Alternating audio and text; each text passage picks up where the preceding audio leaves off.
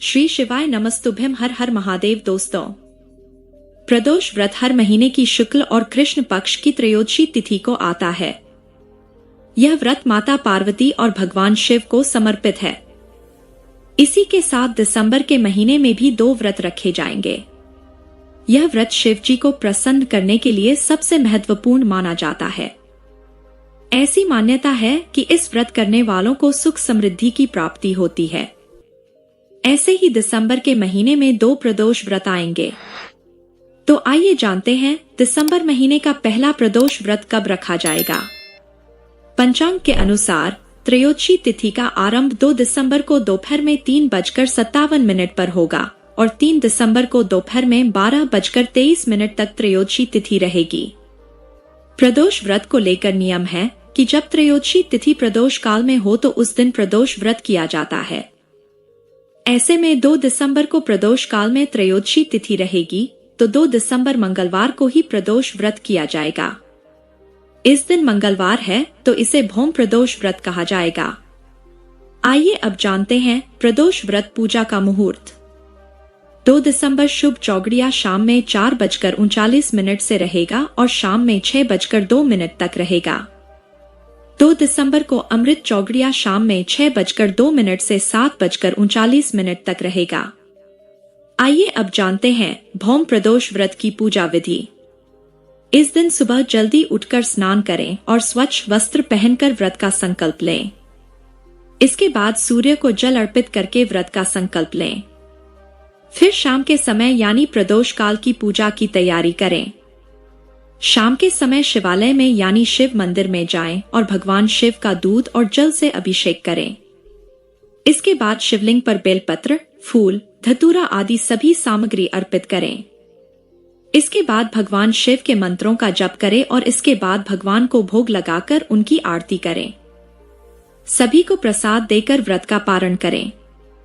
आइए सुनते हैं भौम प्रदोष व्रत की कथा। सोम प्रदोष व्रत कथा का श्रवण करने के पश्चात शौनक ऋषि सूत जी से बोले, कृपया अब मंगल प्रदोष की कथा का वर्णन करने की कृपा करें। सूत जी कहते हैं, अब मैं मंगल त्रयोदशी प्रदोष व्रत को विधि विधान पूर्वक वर्णित करता हूँ। मंगलवार का दिन रोगों एवं व्याधियों को नष्ट करने वाला है। इस व्रत में एक समय गेहूं एवं गुड़ का भोजन करना चाहिए। इस दिन भगवान शिव को लाल रंग का पुष्प अर्पित करना चाहिए तथा स्वयं लाल वस्त्र धारण करने चाहिए। इस व्रत का पालन करने से निसंदेह ही सभी प्रकार के पापों एवं रोगों से मुक्ति प्राप्त होती है। अब मैं आपको उस वृद्धा की कथा सुनाता हूँ जिसने यह व्रत किया, जिसके प्रभाव से उसे मोक्ष प्राप्त हुआ। प्राचीन काल में किसी नगर में एक वृद्धा निवास करती थी। उसका एक पुत्र भी था जिसका नाम मंगलिया था। वृद्धा हनुमान जी की अनन्य भक्त थी। वह प्रत्येक मंगलवार को हनुमान जी का व्रत करके पूर्ण विधि विधान के अनुसार उन्हें भोग आदि अर्पित करती थी। इसके अतिरिक्त वह वृद्धा मंगलवार को न तो घर लीपती थी एवं न ही मिट्टी खोदती थी। इसी प्रकार वह वृद्धा दीर्घकाल तक निरंतर व्रत का पालन कर रही थी। एक समय हनुमान जी ने इस वृद्धा की भक्ति की परीक्षा लेने का विचार किया। हनुमान जी ने एक साधु का वेश धारण किया तथा उस वृद्धा के द्वार पर पहुंचकर पुकारने लगे, क्या कोई हनुमान भक्त यहाँ है जो हमारी इच्छा पूर्ण करे। वृद्धा पुकार सुनकर बाहर आई तथा उसने पूछा कि महाराज क्या आज्ञा है। साधु वेशधारी हनुमान जी ने कहा, मुझे अत्यंत तीव्र भूख लगी है, मैं भोजन करूंगा, तू थोड़ी सी भूमि लीप दे।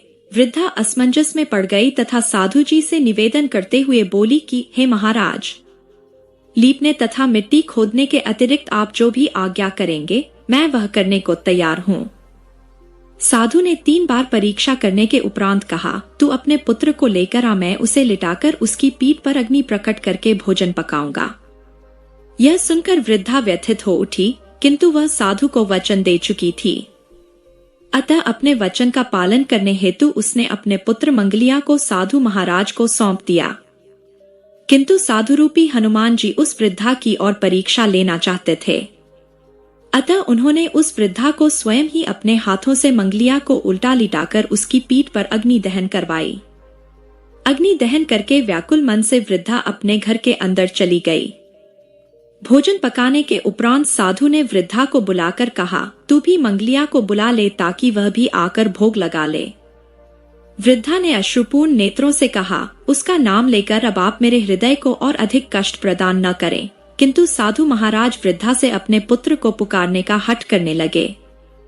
साधु जी को न मानता देख वृद्धा ने अपने पुत्र को पुकार लगाई।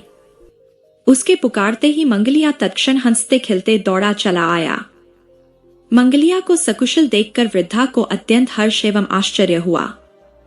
वह साधु महाराज के चरणों में बारंबार नमन करने लगी। साधु वेशधारी हनुमान जी ने वृद्धा को अपने वास्तविक रूप का दर्शन दिया। हनुमान जी को साक्षात अपने समक्ष देखकर वृद्धा स्वयं के जीवन को धन्य मानने लगी।